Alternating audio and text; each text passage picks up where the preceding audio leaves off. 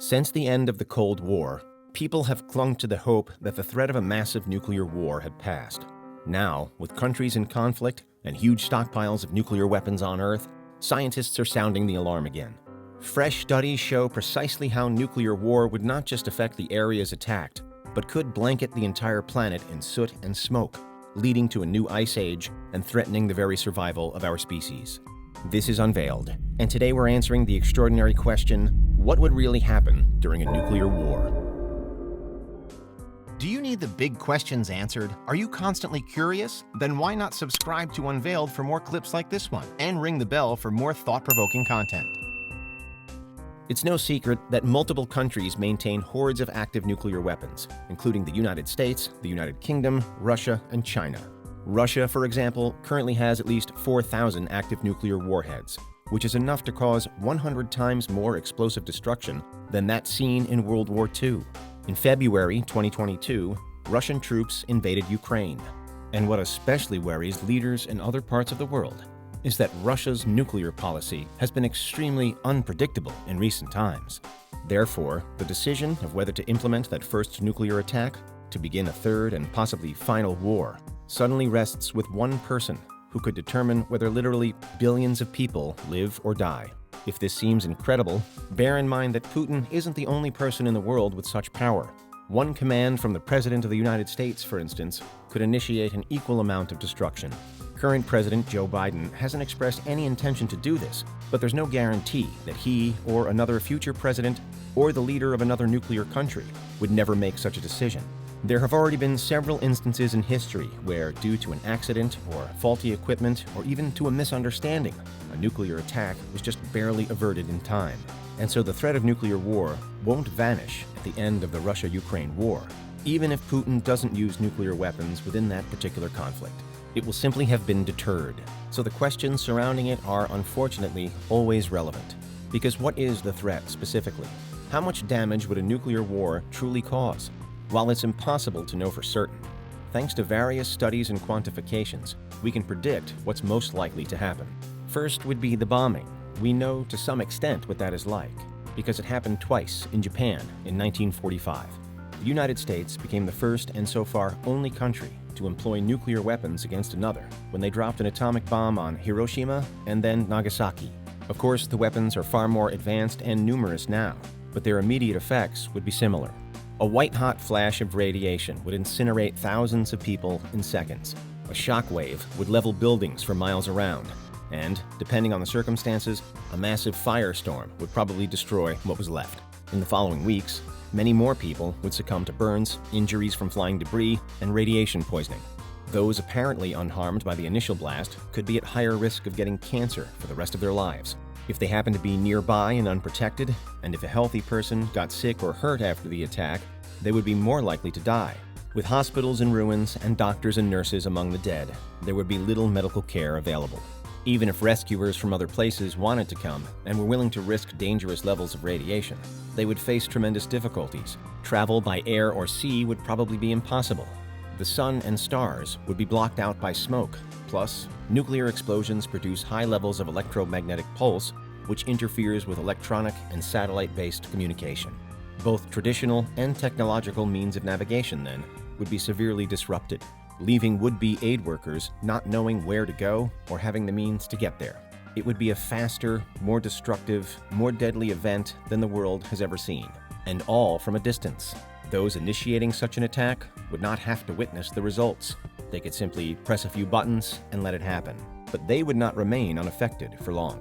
A full-scale nuclear war would be different from the attacks on Hiroshima and Nagasaki or the accidents at Chernobyl, 3 Mile Island, and Fukushima. Its effects would not dissipate over the course of a month or a year or perhaps even 100 years. And no matter where the bombs were dropped, all life on Earth would face the consequences. During a wildfire or a volcanic eruption, large amounts of soot and ash are thrown into the air, sometimes darkening the sky even miles away. A nuclear war would cause something like that, only much, much worse. According to studies, including an August 2022 paper by a team at Rutgers University, the billions of tons of dust, smoke, and soot produced by nuclear firestorms would fill the upper atmosphere, potentially blocking most of the light from the sun. In about a month, most plants, including nearly all food crops, would die. Temperatures would drop, potentially by a larger fall than seen in the last ice age. Large sections of the ocean could freeze, and marine algae, the basis of the entire ocean food web, could disappear. The tremendous initial heat from the blasts would shoot through the stratosphere and destroy the ozone layer. The Earth's surface would no longer be protected from the harsh ultraviolet rays produced by the sun, and runaway climate change further sets in. The Earth, as we've known it and evolved to inhabit it, would never be the same. In the aftermath of such an event, could humanity survive? Although it's impossible to know for sure, some probably would, but not easily. A long, cold night would fall over the world. Plants on land and in the water would die, then the animals that eat them, then the animals that eat those animals. Within a few years, billions of people, perhaps the majority of the remaining global population, would starve to death. Those left would be isolated and desperate.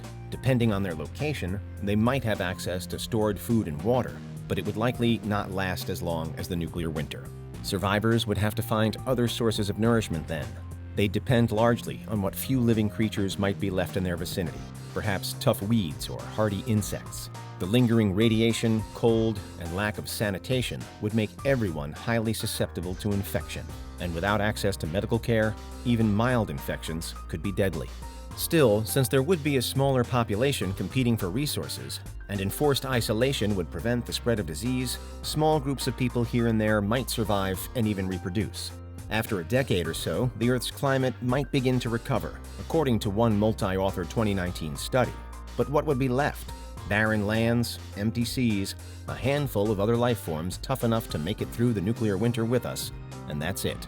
Thanks to one war, the next war, civilization as we know it would be over. Whether the remnants of humanity would someday be able to rebuild a global community is impossible to tell. For the immediate future, though, they'd be merely struggling to survive, alone, in a ruined wasteland. Obviously, most people don't want this to happen. So why is the risk still present? Why have humans stockpiled enough nuclear weapons to wipe out most of life on Earth, including ourselves? But really the most important question we face now is, what can we do to prevent nuclear war in the future? While knowledge of nuclear fission cannot be unlearned, there is an obvious solution: get rid of nuclear weapons. To quote the Union of Concerned Scientists, the only way to completely eliminate nuclear risks is to eliminate nuclear weapons from the planet. Without nuclear weapons, no one person or country would have the power to threaten the future of all humankind. Unfortunately, now that the weapons do exist, no country wants to be the first to destroy them. They fear that without nuclear bombs of their own, they will be vulnerable to attack by others. And no nation trusts all other countries to get rid of their nuclear weapons too, even if there were a worldwide agreement to do so.